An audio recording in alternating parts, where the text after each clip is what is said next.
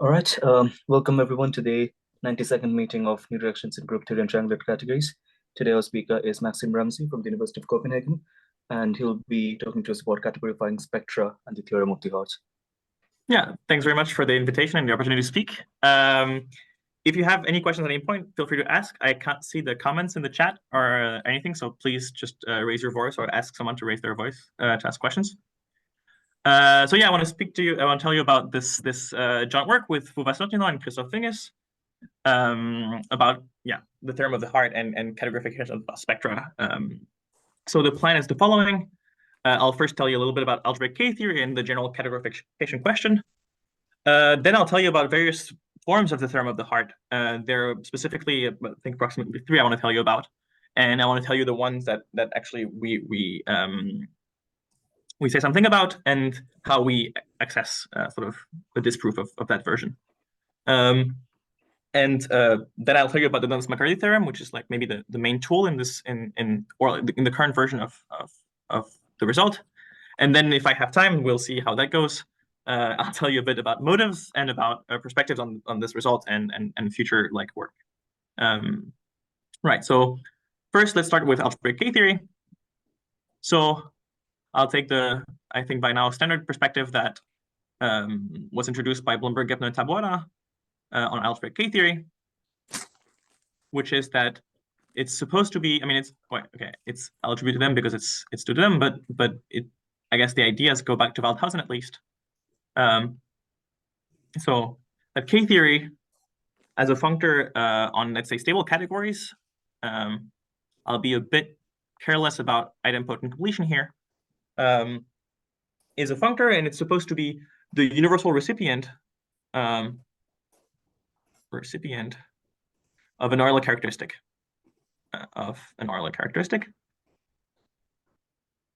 What this means specifically is that it's a functor that comes with a natural transformation like this from the groupoid core of a stable category to the loop space of K-theory. And it satisfies first of all, it's an additive functor, which means it preserves direct sums and it sends 0 to 0. And two, it has a very concrete property with respect to like cofiber sequences, namely, whenever you have a cofiber sequence of functors like this from C to D, let's say, then on K-theory, you can, you can, because the functor was additive, you can do sums and so on. You have the following formula: K of F plus K of H is homotopic to K of G. And well, okay, this is not very important, but actually it turns out you can phrase it this way really, and you don't need to do any naturality of the homotopy or anything. It's just the existence of a homotopy is actually enough to pull you through. And so K is supposed to be universal with respect to that. So that's mostly for connective K-theory. I'll be talking about non-connective K-theory, so I need to add another axiom for non-connective K-theory to really be defined in this way. So for non-connective K-theory, you have to add something, namely you have to add that it's localizing, and this localizing character is here to enforce some kind of Meyer-Vittorius sequences. So 3, let me write quote-unquote Meyer-Vittorius. But I'll phrase it in a precise way, which is that whenever you have a fiber-cofiber sequence of categories, so that means the following. That means that C included in D is fully faithful. So this is a fully faithful map. Is fully faithful. And D mod C is equivalent to E.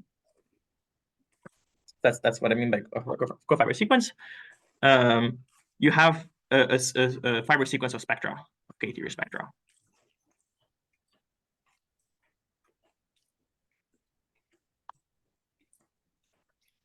Okay, so K-theory, these are its 3 main properties, and it's universal with respect to these properties, coming with a natural transformation like this, which is supposed to be this Euler characteristic function.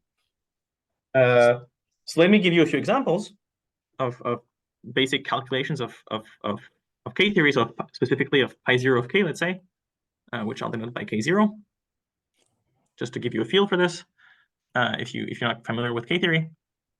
So K0 of, let's say, finite dimensional vector spaces over a field is just going to be isomorphic to Z via the dimension function. It'd be a bit more interesting, which is a variant of that, is if you take, or maybe a definition, if you take representations of a certain group in vector spaces, you get something that's essentially by definition the representation ring. And maybe a bit closer to right. I'm writing vector spaces, but what I really mean here is maybe perfect complexes, because okay. And maybe something that's a bit more relevant to what we're going to do, but it's unfortunately the same answer so far. If I do K0 of compact spectra, I get also Z via the actual Euler characteristic, the usual Euler characteristic. Okay, so K theory has been very studied and so on, and for many reasons, among other things, for these kinds of things, these kinds of examples. And something you can try to do is prove things in K theory, but sometimes things that you prove in K theory have precursors at the categorical level. So for example, you have, I don't know, there's a famous fiber sequence that looks like this. Let me write this one, maybe. And this fiber sequence in K theory has a precursor which looks like a fiber sequence of categories, like this. Something like this, and let me write something precise. P torsion, P power torsion. Perfect Z modules. That's just a very silly examples because basically that's where this co-fiber sequence comes from in the first place. But the point I'm trying to make is that often it's helpful to sort of, you have a phenomenon in K theory, and you try to lift it to a phenomenon in stable categories. In stable categories. And there's a question of to what extent you can do this. And this is like, of course, the other way around is kind of automatic. It's some kind of decategorification. But this way is a bit more, is less automatic. It's some kind of categorification. And that's something that you have to sort of provide in general. And I guess some of the basic questions that have been raised in this direction that are more about, maybe not so much about phenomena, but still in this kind of range of categorification questions, is what kind of object can K0 of a category be? So in that direction, there's a paper, for example, by Barwick, Glassman, Nardin, and Shah, where they, for example, do the following thing. They construct for any category C, they construct a new category and maybe a set of primes. So C category, S set of primes. They construct an explicit new category, S-1 of C, with the property that K theory of this category is exactly, well, the localization of the K theory of the other category. And so this tells you that, okay, that, for example, it's very easy to, or from the result, it's very easy to construct a category with K0 equals the rational numbers. So it's telling you that maybe K0 is not as restricted as you might think. In other direction, people have asked what kind of, like, let's say C is a symmetric monodal category, then K theory of C becomes a ring spectrum, in particular K0 becomes a ring. You can ask what kind of ring can K0 of a symmetric monodal category be? And I think this has been asked in many different forums, and maybe a recent work that you can look up for references and also for specific results is this paper by Levy, Ishan Levy, where he explains that you can categorify many reduced rings with actually very specific, very good categories C. And this question you can ask just out of pure curiosity, of course, but you can also ask, for example, if there's some kind of restriction on what K theory of a category can be, maybe it can help you compute some K theories. Of course, if there's no restrictions, then knowing that something is the K theory of C won't help you. But if there are restrictions, then it will help you, because it will help you. And so part of the motivation for this work with Vova and Christoph was to understand what restrictions are there on the spectrum K of C.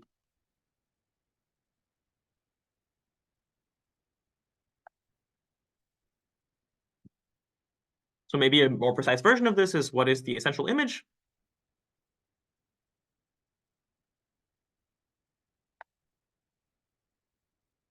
Of K as a functor.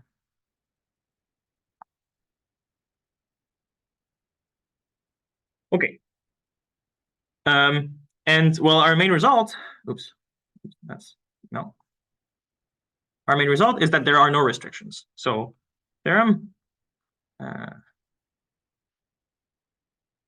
I'm not used to being alphabetically the first, but I think this is one of the times that I am, is that every spectrum is the K-theory spectrum of a category. So in fact, more precisely, we can do this functorially. So there exists a functor, let's say C bullet, from spectra to catperf, catperf, with a natural equivalence K of Cm equivalent to M. So that's telling you that knowing that a certain spectrum is the K-theory spectrum of a category will not tell you anything about this spectrum. But in fact, we're going to leverage this to disprove something called the theorem of the heart, or some version of the theorem of the heart. Of course, the actual theorem of the heart is a theorem, but before I tell you the proof of this one, I want to tell you a bit about the theorem of the heart, and how we can use this result about this category C to disprove a conjecture in this direction. So maybe let me point out before I do that, remark that this category C that we built, Cm, is pretty wild. I mean, unless it's existent in its construction, and computation of its K theory, we have kind of, no control over this. And I think apart from understanding these kinds of things, these kind of structural things, they're not very interesting categories to study. I mean, maybe they could be interesting for some reasons, but yeah, I just want to point this out. Okay. So are there any questions about maybe the statement of this theorem? Okay. So let me tell you about theorems of the heart for now, and I'll tell you the precise version that we disprove. The theorems of the heart are very cool computational tools to study K-theory. So K-theory is typically very hard to compute. And so whenever you can find a way to compute it easily in a more easy way, then you're happy. So one such way is the following theorem of Barwick, which on K0 is due to Niemann, but on higher K theories is you can really only state it for, well, once you have a correct setup for K theory. Is the following statement: suppose you have C a stable category and it has a bounded T structure.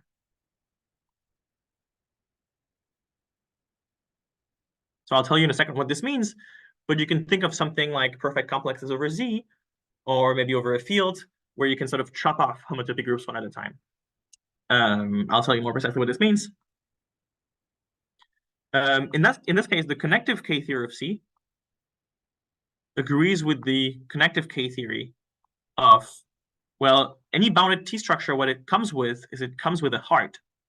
This heart is a classical category. It's actually an abelian category, abelian 1 category, and this abelian 1 category has a bounded derived category, which is usually not equivalent to C. But it does come with a functor from this bounded derived category to C. And the theorem of the heart is that this functor induces an equivalence of K. And the idea here, the moral intuition, is that any object in C can be chopped off to bits that belong to the heart, and then you're basically on this side, on the other side. This is quite nice because this category now is really it's basically it's the direct category of an ordinary category, and you have many tools coming from Quillen, among other things, to compute these kinds of things. Right. Another thing that's very cool about this side is that you have more structure on this side. So, for example, C here could be a pretty crazy stable infinity category. It's very different from classical algebra, but this side is very related to classical algebra. In particular, this is a module over K-theory of the integers. And this will be relevant in a while, so I think it's important to point this out. So here I wrote KCN, and I briefly touched on this at the very beginning of the talk, that this is the connective version of K-theory. And so far, I've told you all about K-theory, but not so much about connective K-theory. And so a natural question when you see this result is, what about actual K-theory, or about non-connective K-theory? So what about negative K-theory? And it turns out this can be quite restrictive. So there's a theorem of Antieau-Gepner-Heller, who prove that if C has a bounded T structure still, bounded T structure, so the same kind of assumptions as before, then first of all, K minus 1 of C is 0. That's always true. So K minus 1 is pi minus 1 of K. And secondly, if the heart of C is noetherian, so this is a noetherian abelian category, then actually the whole negative K3 vanishes. So let me write this: tau less or equal to minus 1 is this truncation of KC is 0. In particular, because the derived bounded category also has a bounded T structure, it's also true for that one. And so in particular, in this second case, you do have, for kind of silly reasons, that this map is an equivalence on the whole K-theory spectrum. And in this paper, Antieau-Gepner-Heller, they ask whether number 2 is true without this noetherian assumption. And this was answered by Niemann, where he gave an example. There exists a category C. In fact, this category is of the form dB of some exact category, with K minus 2 of C being non-zero. So because C is of this form, it doesn't quite disprove this in particular part that I wrote here, but it does disprove the first part. And in particular, a question you can still ask, and that was asked by the conjecture by Antieau-Gepner-Heller, is it still true without noetherian hypothesis? Is it still true that the whole K-theory spectrum of C is equivalent to the K-theory of the bounded derived category of C? Right. Okay. And this turns out to be the version that we disprove. So this is a corollary of our work, is that no, there exist counterexamples. And of course, they have to be quite wild because they have to be non-noetherian, for example, but yeah, there exist counterexamples.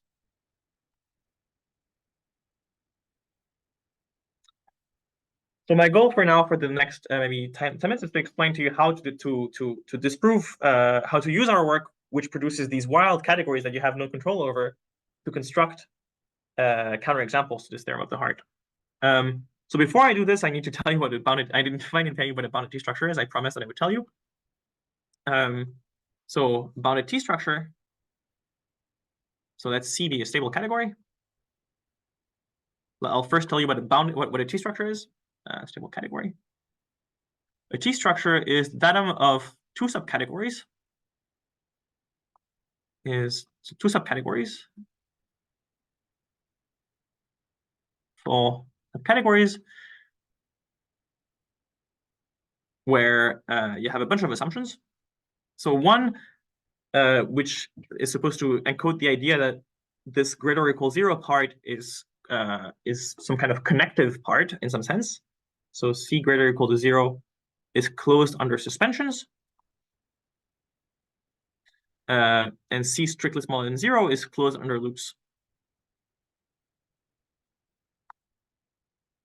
Second, you're going to assume that the connective part doesn't map to the co-connective part. So for all x that are connective, and y that are co-connective, there are no maps from x to y. And you can phrase this in many different ways. One way in which you cannot phrase this is by using the mapping spectrum, but you can use either the mapping space or just pi zero of the mapping space. I'll just assume this because it's usually easy to prove. But actually, from point 1, it follows from point 2 with pi zero the same thing without pi zero.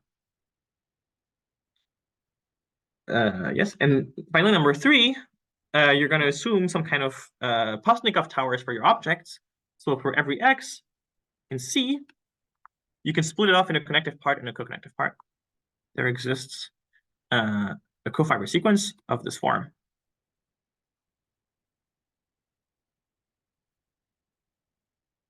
With x greater or equal 0 actually belonging to this guy, and x strictly smaller than 0 actually belonging to this guy. And this fiber sequence, so with axioms 1 and 2, this fiber sequence is actually completely determined by x. It's unique. And in fact, even the null homotopy here is unique, essentially because of axiom 2. Right, and so the idea here is that you're supposed to think of, the usual Postnikov tower for maybe spectra or chain complexes. And a T structure is going to be bounded essentially if every object can be built out of things that are in the heart. So I need to tell you what the heart is bounded if C is generated under finite colimits under finite colimits and limits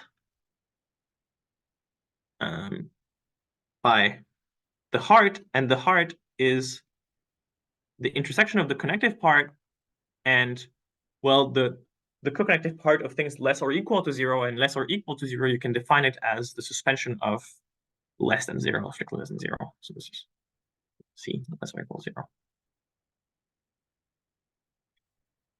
Okay, so maybe it's good to give an example at this point. If I take the whole category of spectra, then the usual Postnikov T structure, the usual notion of connective and co-connective give you a T structure. Postnikov is called the Postnikov T structure.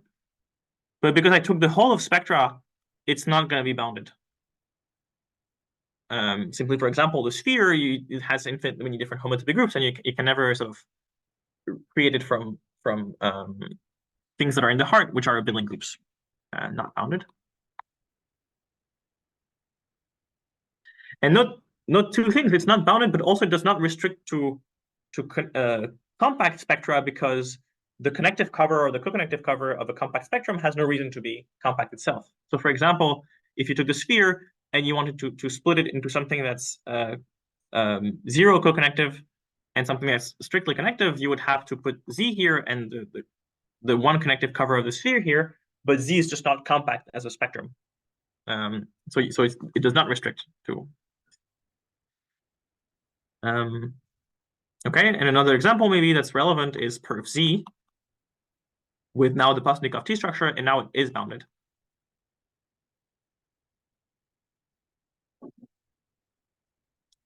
And this is going to be more generally the case for perf R whenever R is a regular Noetherian ring. So for R, regular Noetherian is going to have a bounded T structure always. Okay. Good.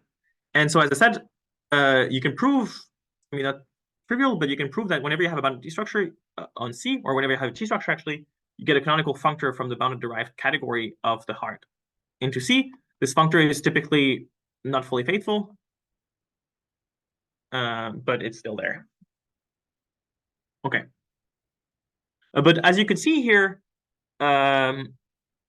in these examples, having a bounded T structure seems like a pretty restrictive condition. So in fact, here, when I wrote perf R for R regular Noetherian, Niemann proved that it's basically an if and only if condition. If perf R admits a bounded T structure,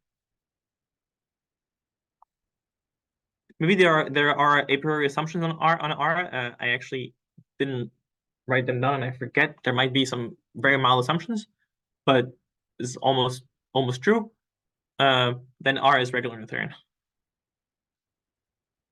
Regular. I guess you have to assume noetherian in the first place, probably. So it's kind of a restrictive condition to have a bounded T-structure, and so you might ask how out of our crazy categories we're able to construct anything with a bounded T-structure, and this is it turns out this actually comes from another work of Niemann, where he constructs sorts of resolutions of arbitrary categories by somehow nicer categories. So yes, let me do that. Construction, that's I think originally also due to Niemann. I mean, in a slightly more restrictive context, but it works in this generality, is if you have a stable category C,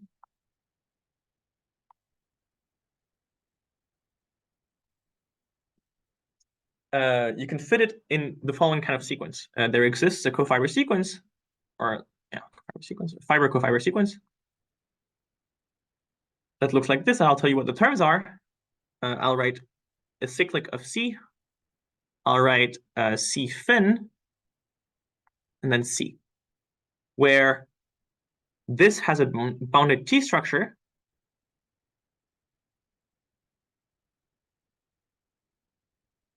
This is a bit more complicated. It has a bounded weight structure. I'll tell you what that is in a second, or maybe in a little moment. A bounded weight structure, and this was your arbitrary category.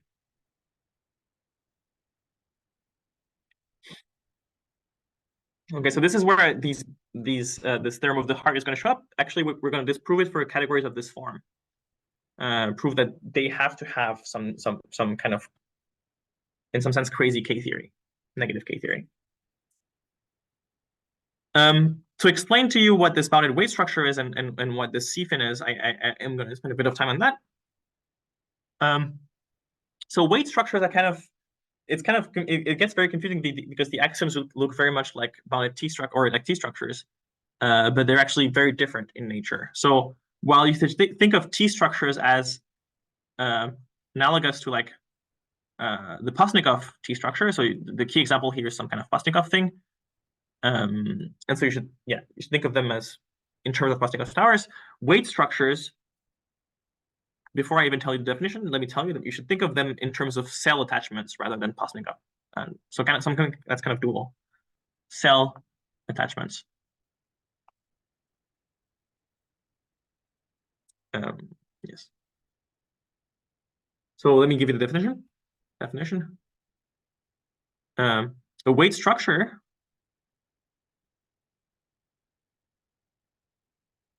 on a category C, on a stable category C, is again datum of two pairs of connective objects and co-connective objects. And maybe to make sure I do different, I'll put a little letter W here to indicate that it's a weight structure.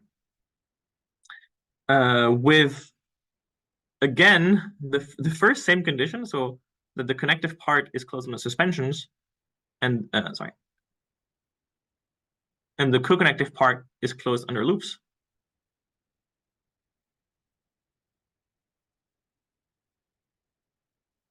But you change the direction of the condition too. And now you really have to only put pi 0 because it's not going to be true for the whole space.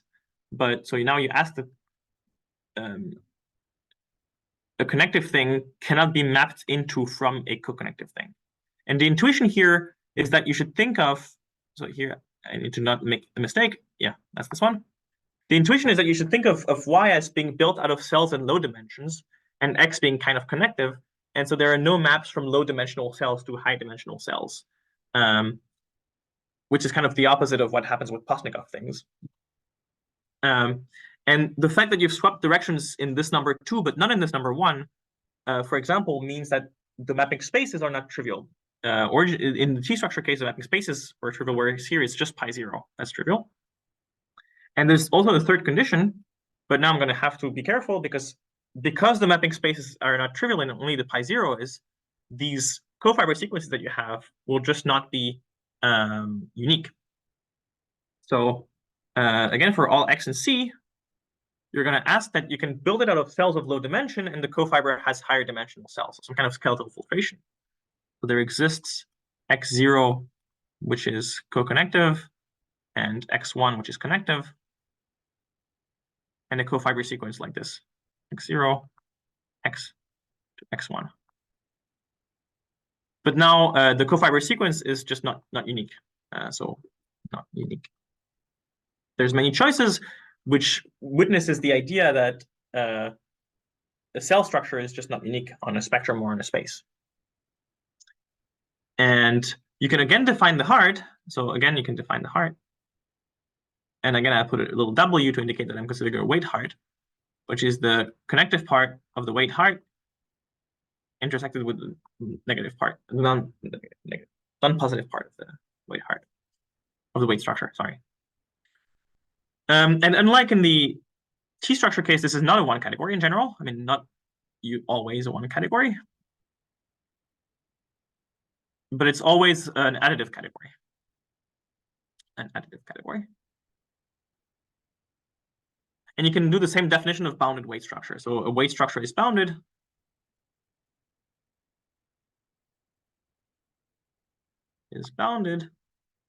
if C, the heart generates C under columns, generates C. Maybe just generates. Again, it's good to have examples to keep in mind. And here it turns out the situation is very different. For any ring spectrum, connective ring spectrum R, we still need this connectivity assumption, connective ring spectrum R, perf R admits a canonical, well, I don't know if I should say Bosnikov, but a canonical, I don't know, homological weight structure. So I don't know, weight structure, and it's bounded weight structure.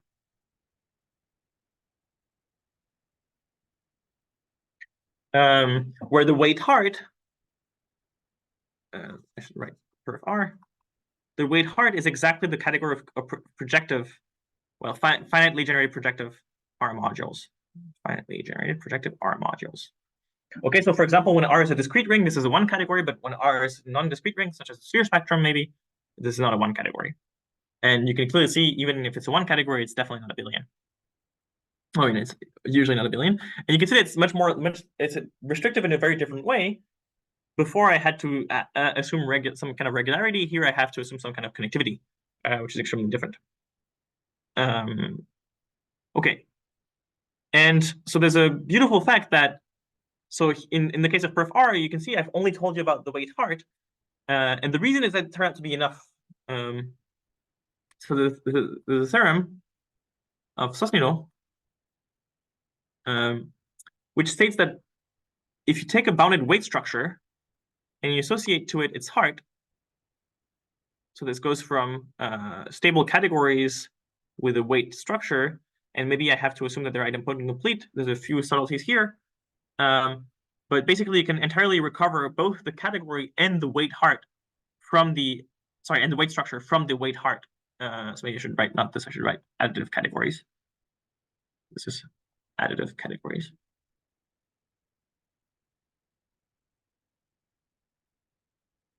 And the construction in the other way that so produces a stable category of an additive category, let's say A, is this fin thing. It's some kind of stable envelope.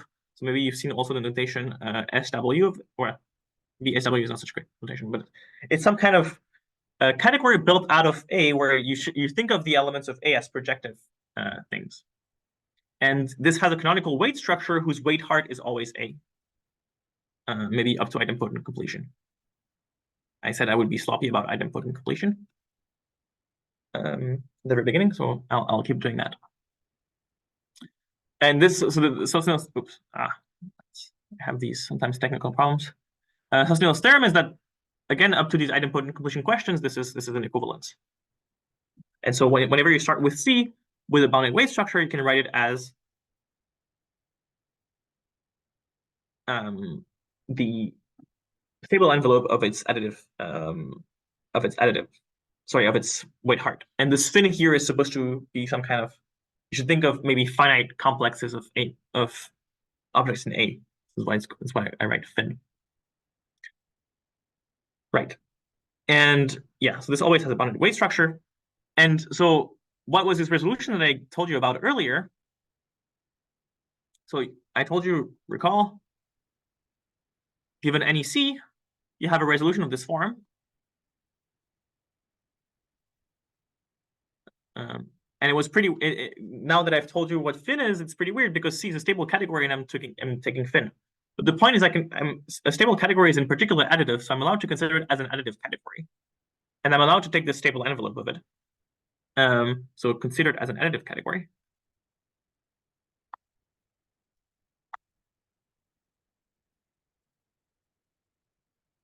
And it's not very hard from the universal property to prove that there's a canonical functor from C fin to C, which is actually a localization functor. So canonical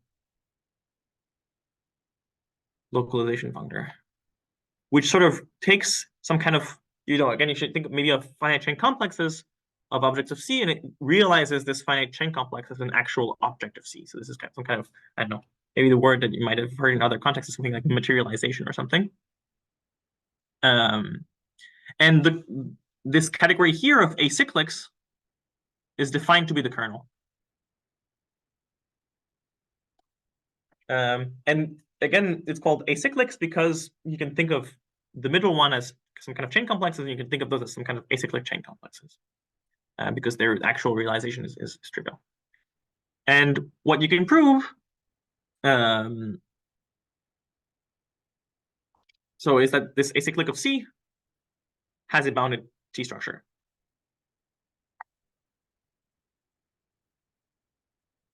And this follows essentially from C. I mean, it's going to follow from C having finite limits. It's kind of formal. I don't want to get into this, but yeah, follows from C having finite limits.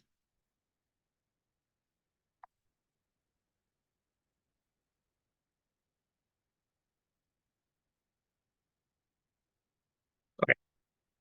So now I've at least explained to you how you relate a random category to something with a bounded T structure. And I need to tell you how to use this to disprove the theorem of the heart, or this non-connective. Maxime? Yeah. Yeah, I had a question, just to clarify. This proposition that AC of C has a bounded T structure, wasn't this used by Niemann to get the counterexample? I mean, is this your result or is this like a known fact? No, this is a known fact. This is not to us. Okay, then you can ignore it. Yeah. So we tracked down the reference for this at some point, but so I think for sure Niemann uses this in a slightly more restrictive context. So I think in his context, C is already some kind of linear category, but for sure it works. It was in Niemann's work. Yeah. Thank you. So this is not good to us. Maybe let me write Niemann, but I'm not sure if he came up with it first. I think he did, but yeah. Right. So what's the point? Now I have this arbitrary category and I have this bounded G structure and by wave structure. The point is that if the theorem of the heart were true, as I told you, the K theory of the bounded derived category is a KZ module. And so it would follow that, so if the negative theorem of the heart were true, well, K of acyclic of C would be equivalent to K of the derived category of the heart. That's what it means for it to be true. And this side is a KZ module.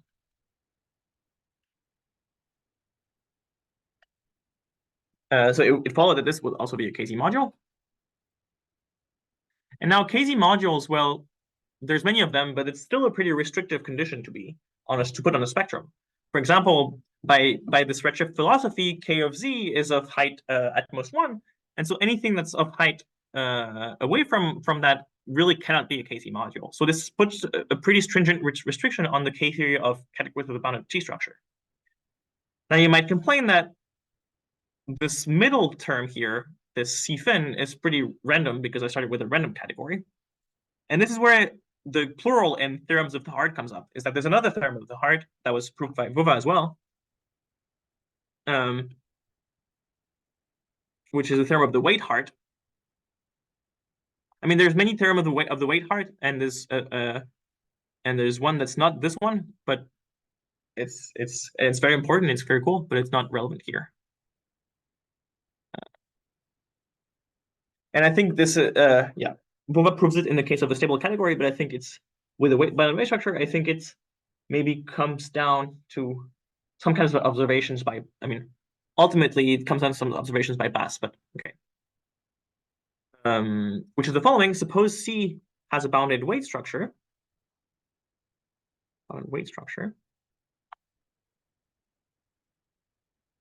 Then I told you you can recover C as the stable envelope of its weight heart, and then you have a functor from the weight heart to its homotopy category. And this homotopy category is still an additive category because additivity is a very simple type of property. And so what you can do is you can still take the stable envelope of that, these finite chain complexes, and this gives you a functor which is called, I think, the weight complex functor or something. Anyway, it's that functor. And the claim is that this theorem of weight heart is that this functor induces an equivalence on negative K theory. So it doesn't induce an equivalence on positive K theory. Positive K theory is very sensitive to higher homotopy groups, but on negative K theory, it basically doesn't see higher homotopy groups. So let me give you an example of this phenomenon. If R is a connective ring spectrum,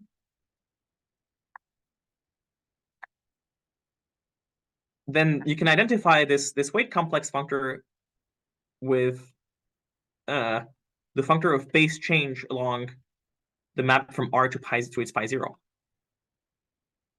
And so it's saying that for connective ring spectra, the negative K theory only depends on pi 0. It's something very classical, and that's actually, I mean, negative K theory is in some sense easier to compute than positive K theory. I mean, in some senses, it was actually defined, I think, earlier. And so it's telling you that for negative K theory, you might as well reduce to classical algebra. And that's very important because for the same reason as before, K of pi 0 R, the whole spectrum, is a KZ module.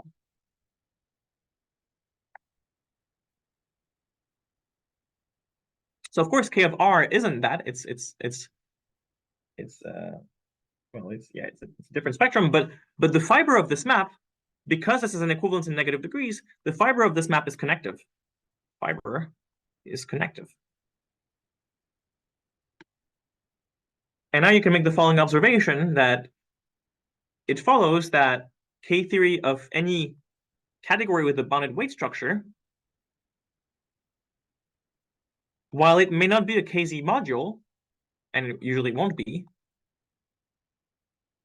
it is always a KZ local spectrum.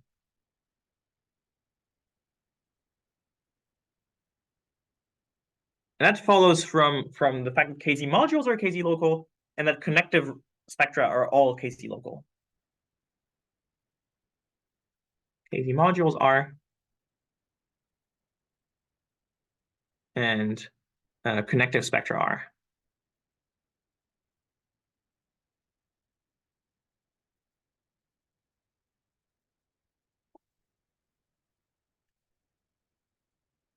Okay, so this is for categories with bounded weight structure. So we found that in this resolution of C by an arbitrary category, we have something which is KZ local here, or something whose K theory is KZ local, and something here in the kernel, which, if the theorem of the heart were true in negative K theory, would be a KZ module. And so the conclusion of this discussion is that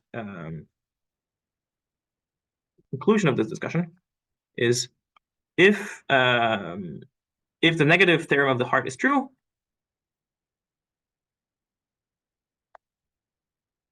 then for any C whatsoever, K of C is KZ local.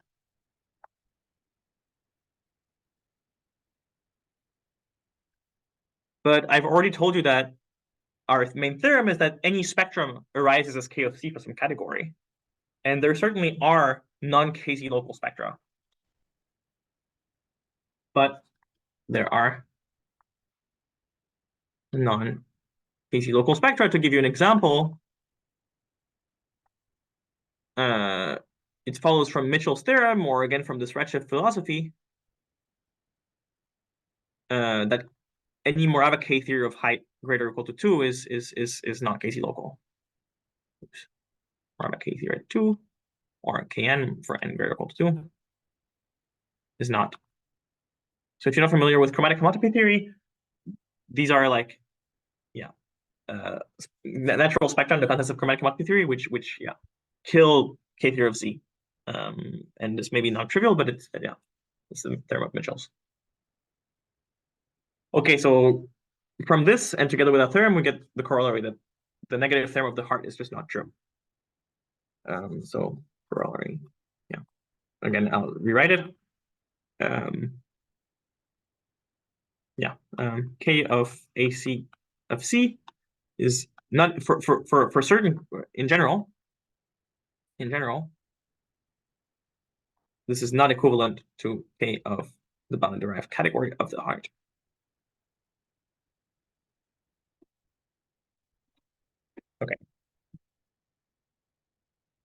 Okay. And now I want to finish in the last 15 minutes by describing a proof of the first theorem. So this existence theorem. Unless there are questions about what I just explained.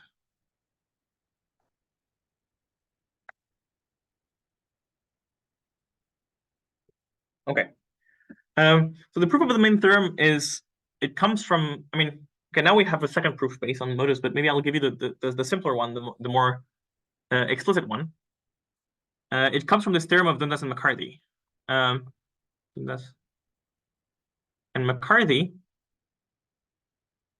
which people usually state as the fact that the linear approximation to K theory is THH. But I'm going to state a very special case, which is the following. Let me define a category. Maybe I should have defined this before stating the theorem, but let me define a category of endomorphisms of spectra twisted by a spectrum M. So here M is a spectrum.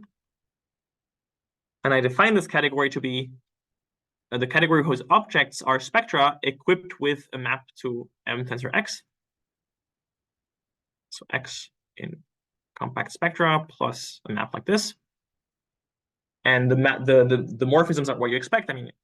I should tell you more to define a category, but I guess you can take it for granted that this exists.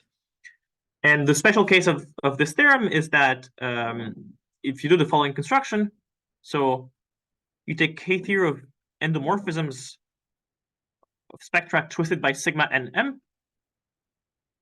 Now this category has a forgetful functor to spectra, which just remembers the object X. And so you can take the fiber of this, and I'll call this reduced K theory. So I'll call this K twiddle. And then you can loop this n times. And the functoriality in the variable M of this construction allows me to assemble these in a system where n varies. And so I can take a co-limit of that. And the special case of the Dundas and McCarthy theorem is that this is equivalent to M, naturally in M. Naturally in M.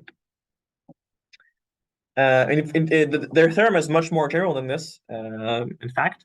But let me just state this theorem. This is this way. Here, M canonically, what it really is, if you want to know the general form of the theorem, is canonically it's THH of the sphere with coefficients in M, but this happens to be equivalent to M. Right, and so now we're going to use this to construct our categories. The idea is that this side is like K theory of things, and we've gotten an arbitrary spectrum out. So we're going to try to make all of these steps happen in the length of categories. So idea, categorify all the relevant steps, all the relevant constructions. Categorify the relevant constructions. So first we had this category. That's all well and good. Endomorphism of spectra with coefficients sigma and M. But then instead of taking its K theory, what we did is we took the reduced K theory. So I need to explain how to take fibers or maybe co-fibers in the length of categories. And this is by now a classical construction that if you have any functor between stable categories, there's always a replacement where you have some first fully faithful embedding into, let's say, D prime, and a map here which is not an equivalence, but it's something called a motivic equivalence. It induces an equivalence on K-theory and on any localizing invariant. And so that if you want to compute K-theory of D mod K-theory of C, what you can always do is take the K-theory of the Verdier quotient D prime mod C. And so this allows you to categorify any cofiber of any map between stable categories. And so this allows you to categorify this reduced K-theory of endomorphisms as the K-theory of a certain category, which maybe I won't name, maybe C and M or something. And then you have two things. You have this n-fold loop space of this K-theory spectrum, and you have maps between those various things. So the loop space was categorified before us by Christoph and his collaborator Daniel Kasprowski. So let me state it in a non-precise version. So Kasprowski Winges. There is like a functor gamma on categories such that K-theory of gamma C is actually loops of K-theory of C. So it's a categorification of loops. And so now what you want to do is you want to take gamma iterated n times of this new category nm, and this category, the K-theory of that is by iterating this theorem, and the previous version is the same thing as this omega n of this reduced K-theory of the endomorphism of spectra omega sigma nm. Okay, so you have categorified all of the ingredients in this colimit, and now you have to categorify the maps. And that's maybe the more subtle part. Let me not spend too much time on that. You can actually categorify the maps, can categorify the maps up to subtleties.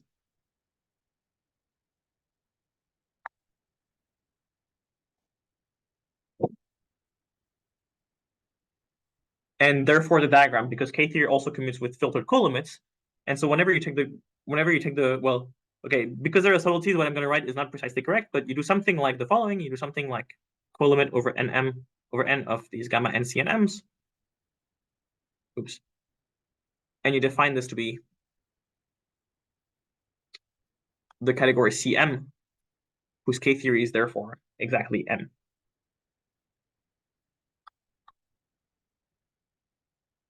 And all of the steps that you did were natural in M, even the subtleties that I just hid from you, and so that you actually get a functor with the correct properties. Okay, so this is the basic proof of the theorem. I want to make a couple remarks. Maybe remark one: this categorification of cofibers is not due to us. Basically, I learned it from a paper of Dustin Clausen. So I think I don't know if he invented this, but okay, Clausen. So yeah, how do I write this? Cofibers due to Clausen. And I want to point out also that with nowadays, people might prefer another perspective. I think this gamma perspective is quite nice. But there's another perspective on categorifying loops, which is that with Efimov K-theory, with Efimov's continuous K-theory, you can also categorify loops with continuous K-theory. You can also categorify loops.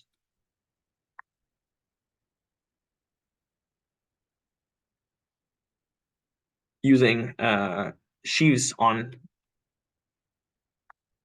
the reals. So the K-theory of sheaves will on the reals will be loops of K-theory. And to make sense of K-theory of sheaves, you need to have to allow dualizable categories. Okay. And yes, okay. These are the remarks I wanted to make. So this proves the theorem, and then the corollary about the theorem of the heart. So in the remaining time that I have, I want to talk about further work that we have done, or that we can do, or that maybe should be done about this. So unless there are questions about this construction.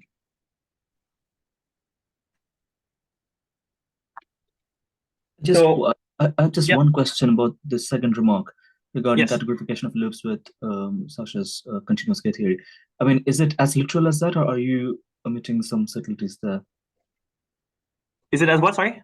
Is it as literal as that? Yeah, it's very literal. So it's literally Okay. true that the continuous K theory of sheaves on R with values in C, where C now has to be big, it has to be dualizable itself, is exactly loops on continuous K theory of C. That's a literal fact. Yes, I mean, in fact, so the more general thing that Sasha proves is so let me maybe I'll move pages. The more general thing that he proves is that K theory of sheaves on a locally compact Hausdorff space. So this is some kind of locally compact Hausdorff space. It's always compactly supported sections on X with values in the constant sheaf K of C. And so if yeah. Thank you. Yeah, I should put continuous everywhere. I mean, in fact, this is already tried at the motivic level. Okay, motives and perspectives. Right. So the first how does question that give you? How does that give you the loops? Sorry, how does that give you the loop space if you take compactly supported sections on R? Well, this is a general. I guess I want to say that this is a general fact that compactly supported sections on R with a constant sheaf is always loops on F, and you can think of it as the following. You can think of compactly supported sections on R with coefficients in a constant sheaf as being the fiber of all sections on the one-point compactification of R with coefficients in F, evaluating at the point infinity, which is just going to give you F. And this gives you pointed maps from S1 to F, and so that's loops of F. Sweet, thanks. Does that make sense? Yeah. Okay. Yeah. Yeah. So generally, if because you're taking constant coefficients, you can always replace X by its one-point compactification and take the fiber over infinity. Right. In fact, the proof of this fact of Sasha's reduces to the compact case. Okay.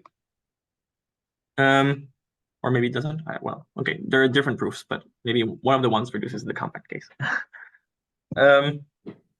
So the first question that arose when we realized that we could categorify all spectra was how much more can you do? So, for example, we have no control over the module structure over K of the sphere of the spectrum that we computed.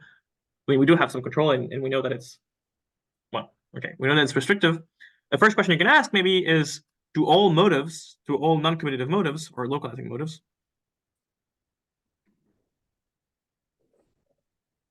also admit the categorification? Also categorify. So maybe let me specify what I mean here. You have this universal localizing invariant from stable categories to motives. So this motives is defined as the target of the universal localizing invariant, and you can ask whether every motive is in the image of this functor. And somehow, intuitively, the same arguments as we did before tell you that you can always categorify cofiber sequences and loops and suspensions and so on. So you might hope that this is actually true. And in actually forthcoming work, we with Christoph and Vova again, we actually prove that this is true. And in fact, we prove more. We prove that this localizing invariant U is something called the Dwyer-Kahn localization. So if you invert all morphisms in cat-perf that become equivalences under U, you get exactly motives. In particular, this implies that it's essentially surjective. And this gives another proof of the main result, even though, well, there's a slight improvement of the main result, is that the functor C bullet is actually, well, it's a functor. We have a functorial lift, whereas here there's no functorial lift of motives. Or, I guess, let me not state it this way. We haven't proved that there's a functorial lift, and we don't expect it to be. So yeah, but maybe there's more interesting questions that we haven't solved that are about variance of surjectivity results. So there are two kinds of variance that you can consider that maybe are interesting. Is our multiplicative variance. So as I said at the very beginning, the question of which rings can K0 of a symmetric monodal category be has been studied, among others, by Ishan Levy in this paper. But you can ask the same thing about ring spectra. So if you plug in a monodal category, you're going to get a ring spectrum out. If you plug in a symmetric monodal category, you're going to get a commutative ring spectrum out. And you can ask what, let's say, En ring spectra arise as K-theory of an En monodal category.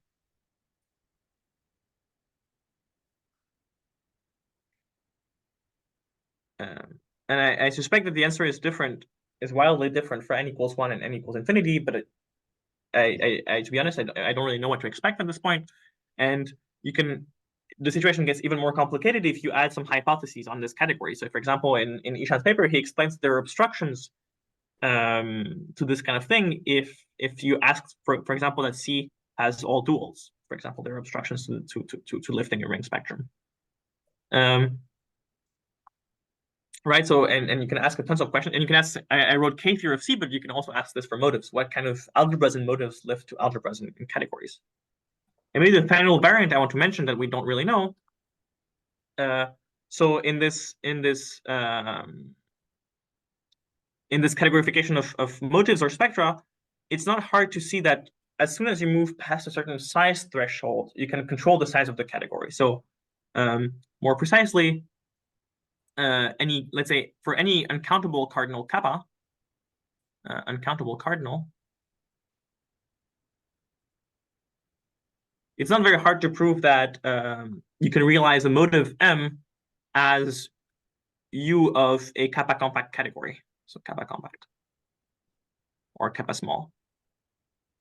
But as soon as you move below kappa compactness, so as soon as you move, and M is a kappa compact motive. So for all M, there exists a C. For all M kappa compact motive. But as soon as you move below uncountability, when you start asking about precise questions about compact motives, or maybe compact spectra, or maybe compact modules over K of the sphere, all of a sudden these tools kind of disappear, and it's not clear how to control the size of the categorification. So maybe let me not ask a precise question, but I can tell you that a variant of this kind of question is like, can we get size control for categorifications?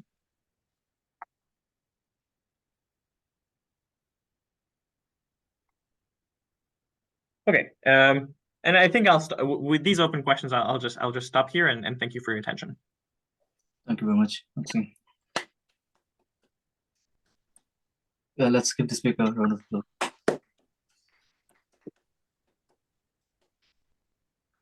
Okay, if you have any questions for the speaker, you can ask them now through whichever means you want. I have a question. So I was interested in this actually, even if we only talk about K0 when we're over a field, but for any spectrum, the K theory comes with for any stable category, the K theory comes with pairing. Like the pairing is enriched in I guess the K theory of the sphere. Because for any two objects, you take the Hom between them, and then if this is a spectrum, and if you take its Euler characteristic, then this is I think it works well, and it's a pairing. If the category is proper, yes, yeah. So can you lift a given pairing with a spectrum? What obstructions are there on the pairing?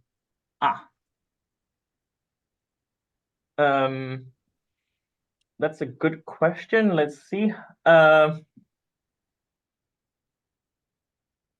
I think there is no obstructions for pairings. I think, well, I guess it depends what you mean. So, okay, let me say something.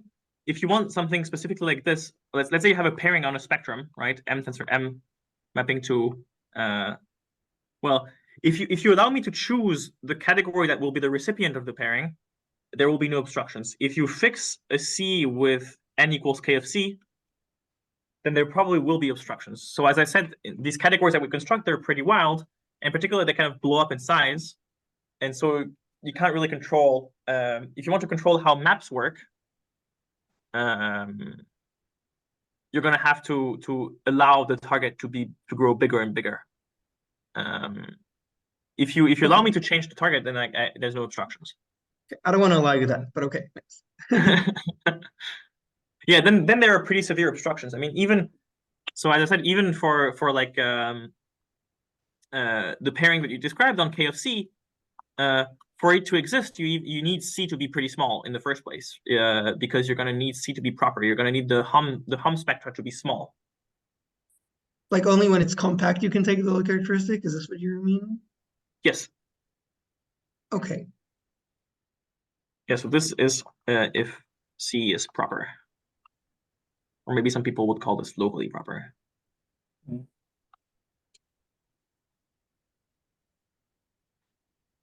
Thank you, Omar. Thank you, Maxime, for the answer. Any other questions? Just a curiosity, when you wrote down this point number B in the future directions, future work part, and you said that one should ask this question for motives, are you talking about like commutative and non-commutative motives, or just commutative motives? So yeah, when I wrote mote, damn. And when I wrote mote here, I meant non-commutative motives. But what I meant was you can ask about algebras in non-commutative motives, or maybe commutative algebras in non-commutative motives, and this is what I meant. So, for example, I think my current expectation, but let me not claim that I have a proof because I really don't. My current expectation is that you can lift all algebras, but not all commutative algebras. In NC-mod. In NC-mod. Yeah, in NC-mod, yeah. See, when you are writing C-alg, it's of C-alg of NC-mod, not... Yes, yeah. All of my modes are NC-mods. Yeah, okay. I guess for mode, I don't really know what to expect at all. Sure. Okay. Like for commutative motives or maybe motive expect, right? I don't know. Right? You know more than I do, I'm sure, about these things. Any other questions for Maxime? Any comments? Well, that doesn't seem to be the case. Well, let's thank Maxime one more time then. Thank you. We will take a break of a few weeks for the Easter break. Well, this is in the Easter break already for British universities. So we'll be back in the end of April. So yeah, thank you all for coming. Stop recording. Yeah, thank you all for your attention.